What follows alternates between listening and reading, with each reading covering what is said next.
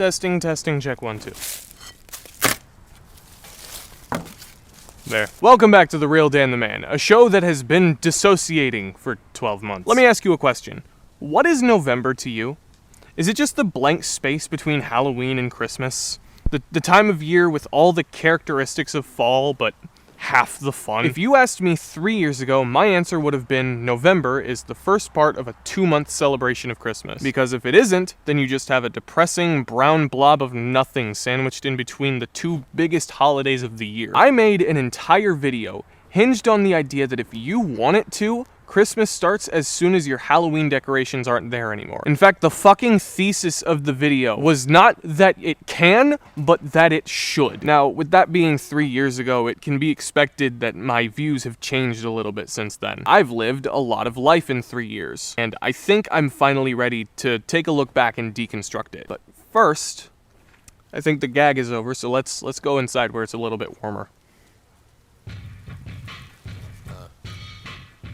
Now, I'm sure you can tell just by looking at what I'm wearing on my face that I'm no stranger to just kind of being a funny little edgelord for the sake of a bit. I did the best I could to set that kind of tone for this video. You know, I don't know what it is, but people are always making excuses for reasons not to celebrate Christmas with me. I'm just not feeling it this year. I'm Jewish. It's March! But the argument I make and the way I go about defending it in that video, I feel now, a few years later, is fundamentally flawed. However, the one I hear the most is let Thanksgiving breathe. And to that I say, no. But apparently this is a very polarizing topic. When someone says, let Thanksgiving breathe, what does that mean to you? When you don't actually give a shit about Thanksgiving, that sentence is just a tagline. It is nothing to you. You don't really do the discussion any good faith favors by pulling a bunch of tweets out of your ass and making jokes about them. And like most of the tweets I do that with, they're also kind of nothing burgers, so I guess it balances out. But there are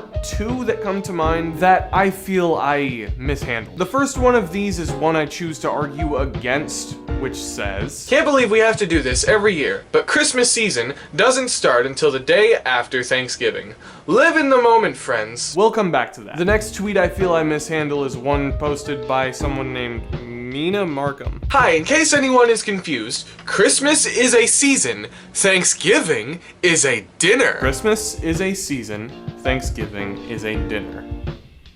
I don't like that. This could be a good example of a thought-terminating cliche, when you take a concept at face value because it was worded eloquently enough to stick. It is technically true. Christmas is a season. Thanksgiving is a dinner. But neither holiday is just that, nor is this conversation only about the two. This conversation is about the transition from Halloween to Christmas, and the argument for people trying to wait on Christmas until after Thanksgiving is that starting sooner makes that transition too jarring. Part of it, for me, is color theory. Simply put, pumpkins clash with candy canes. That all plays into the wider topic of tonal whiplash. Halloween is a celebration of fear. Christmas is a celebration of joy. Remembering the dead versus embracing the living. Creepy crawly versus holly jolly. Since they're such polar opposites, the holiday in the middle has to do a good job of blending them together. That's where Thanksgiving comes in. So the question is raised. What does Thanksgiving mean to you? Thanksgiving, the word, means an expression of gratitude. It's the name given to the feast at the end of the year that celebrates the end of fall and beginning of winter. Okay, that's vague. Historically, it's been conflated with some myth about American pilgrims having a feast with the Wampanoag tribe. There's a whole Charlie Brown special about it and everything. But that, especially recently, has been challenged a lot because it's bullshit, and anyone being honest about history should call that out. So maybe it's best not to look there. Okay, what about the stuff we watch? Most Thanksgiving media falls under one of two categories, either colonizer propaganda or event about holiday stress. Every Bob's Burgers Thanksgiving episode is about Bob losing his shit trying to get a perfect Thanksgiving dinner made for his family. Planes, Trains, and Automobiles, the only real Thanksgiving movie that comes to mind right now is about flight delays. It's about the stress of travel driving a man to a psychotic break. Welcome to Marathon. May I help you? You can start by fucking. I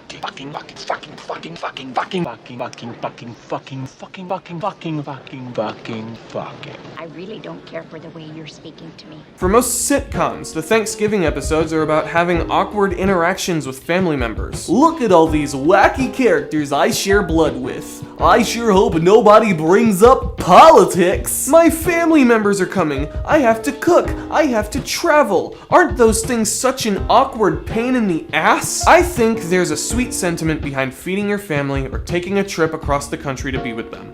But I don't think that's where the holiday should start or end. I think us basing our perception of the holiday on this stuff is part of why people are so eager to steamroll over it. But that stuff isn't the full holiday. What about how it feels? The problem is that this is all subjective. I can't reach into your brain and distill a perfect, bulletproof representation of the emotion that makes this holiday what it is for you. But I can do that for me.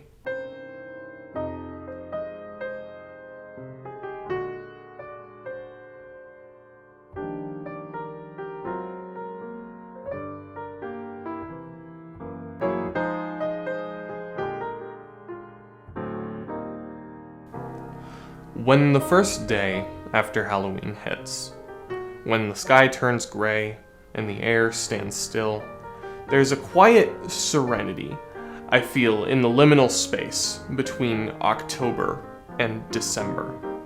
Thanksgiving embodies that. Our festival of the dead is over.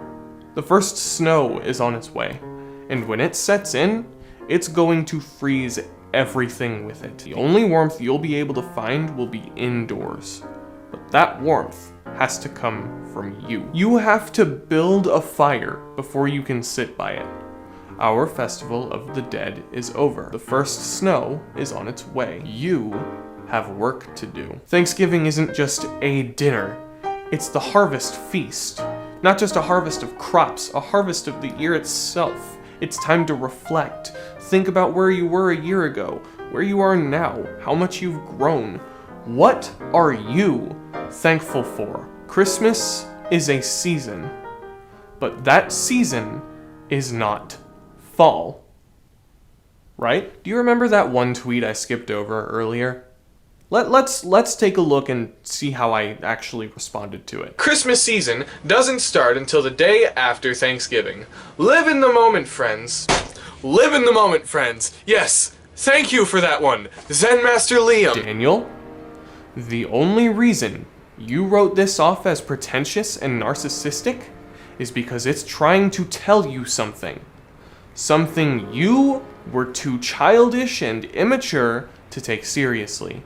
And in order to get you to understand it, life beat you over the head with a fucking brick. In order to live in the moment, you have to allow yourself to process that moment in the first place. If you skip over Thanksgiving full steam ahead for Christmas, you're missing out on the emotional growth that can come from it. If the only thing you look for in these holidays is how much fun you can have, you're doing it wrong. But you know what's funny? I don't actually fully agree with this tweet. I don't like this idea that in order to fully experience Thanksgiving, Christmas has to be completely separate. How about I ask you this time? How early is too early for Christmas?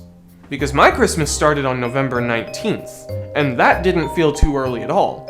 In fact, I dare say that felt just fucking right. Is that some kind of cardinal sin? Like, is there anything actually wrong with wanting the kind of comfort you can only get from Christmas a little bit before then? I don't think so. A quote that still sticks with me from my old video is, "Christmas doesn't take away from Thanksgiving. It enhances it." But I didn't really expand on it that much, did I? Every year, instead of going all or nothing on either holiday, I like to ease into them both. Early November marks when it feels okay to listen to Christmas music. Maybe sprinkle in some other festivities or whatever for the next few weeks. Buy some eggnog, string up some Christmas lights, watch Elf. It's a really nice build-up to Thanksgiving. I cannot think of a single Thanksgiving where we did not spend at least a little bit of the cooking and prep time listening to Michael Bublé. Christmas has never really had a chance to dampen Thanksgiving for me. I honestly just feel like recently I've learned the true value of Thanksgiving. To quote the pinned comment under my old video, I don't think it's too early. Thanksgiving is a holiday that people come together and celebrate each other and life and sharing what you have at a meal where everyone gathers. Christmas is also a time of thanks where people gather and celebrate together. I have been known to listen to Christmas music in other months only because it is a feel-good music moment, and sometimes you just need those moments to jumpstart you out of a crappy mood. We've all been there. Music helps you get through a shitty day or moment. Thanks for keeping it real.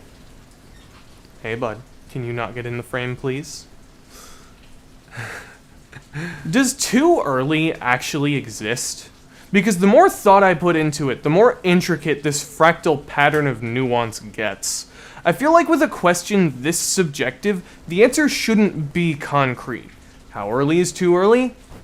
Before you're ready. Social media is designed to polarize you.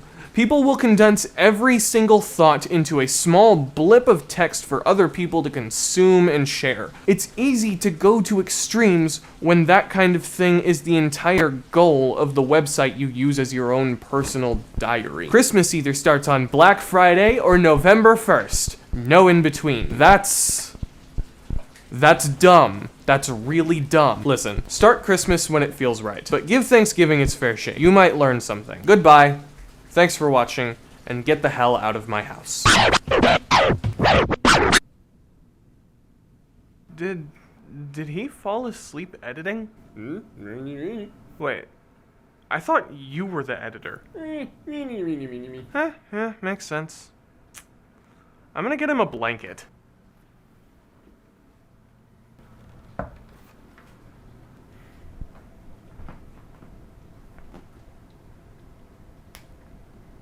No.